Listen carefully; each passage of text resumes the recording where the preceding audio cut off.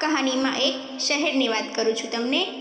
એક મોટા શહેરના ફૂટપાથ પર એક વૃદ્ધ છે ફળોની લારી લઈને ઊભી રહેતી હતી. આખા દિવસમાં જે કાંઈ ફળો વેચાય એમાંથી એનું જે ગુજરાન છે એ ચાલતું હતું. સાવ એકલા રહેતા માળીની જરૂરિયાતો સાવ ઓછી હતી, એટલે જે કંઈ મળે એમાંથી એમનું પૂરું થઈ જતું. એ જ શહેરમાં રહેતો એક યુવાન ઓફિસર અને એની પત્ની છે એ માળીના કાયમી ગ્રાહક હતા. રોજ સવારે એ લોકો માળી પાસેથી સંતરા ખરીદતા. સંતરા ચોખાવા લીધા પછી એ યુવાન પોતે ખરીદેલ સંતરામાંથી એક સંતરું કાઢતો અને છોલીને એક ચીર છે એ ચાખ્યા પછી એ બોલતો કે માળી, આ ચાખો તો, મને આ સંતરું બરાબર મીઠું હોય એવું લાગતું નથી. તો માળી છે સંતરું ચાખતા અને કહેતા, ના બાબુ, આ તો એકદમ મીઠું છે, તમને કેમ એ ખાટું લાગ્યું? એમ તો બાકીના બધા સંતરા મીઠા જ હશે ને? એટલું કહીને પેલો ઓફિસર છે છોલેલું સંતરું ત્યાં જ છોડીને આગળ વધી જતો હતો. માળીની બાજુમાં ઊભી રહેતી એક શાકવાળી બાઈ અને પેલા ઓફિસરની પત્ની આ ખેલ છે એ રોજ જોતા. એક દિવસ એ ઓફિસરની પત્નીએ પૂછ્યું, આપણે જાણીએ છીએ કે એ માળી છે હંમેશા આપણને મીઠા જ સંતરા આપે છે, અને તો પણ આપણે આ રોજ ચાખવાનું અને મોઢું બગાડવાનું નાટક શું કામ કરો છો?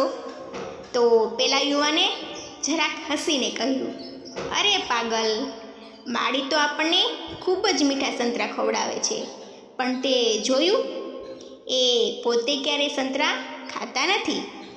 આ ચાખવાના બહાને હું આપણા સંતરામાંથી રોજ એક સંતરું એને ખવડાવી દઉં છું. આમ પણ એ મારી બાની ઉંમરના છે, એમને ખવડાવીને મને ગામડે બેઠેલી મારી બાને ખવડાવ્યું હોય ને એટલો આનંદ થાય છે. એની પત્નીને છે પ્રથમ વખત આ નાટકનો અર્થ સમજાયો હશે. આ તરફ માળીની બાજુમાં ઊભી રહેતી પેલી શાકવાળી બાઈએ પણ એક દિવસ માળીને પૂછી જ લીધું, માળી, પેલો માણસ છે એ રોજ સંતરા ખરીદતી વખતે સંતરા ચાખવાની કચકચ કરે છે, રોજ એકાદ સંતરું છે છોલાવે પણ છે.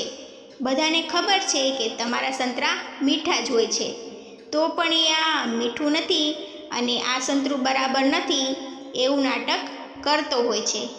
તો પણ એને સંભળાવી દેવાને બદલે હું કાયમ જોઉં છું કે તમે એને જોખતી વખતે વધારે સંતરા જ આપી દો છો.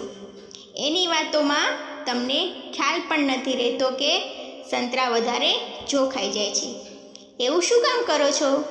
તો માળી છે એ હસ્યા અને પછી બોલ્યા, બહેન, તે જોયું છે કે એ માણસ છે હંમેશા પોતાના ખરીદેલા સંતરામાંથી જ એક કાઢીને છોલાવે છે.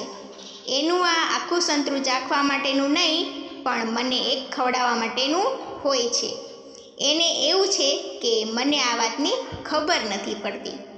મને પણ એ આવું કરે ત્યારે મારો સગો દીકરો મને ખવડાવતો હોય ને એવું લાગે છે, અને એ પછી મારાથી થોડાક સંતરા વધારે જ અપાઈ જાય છે.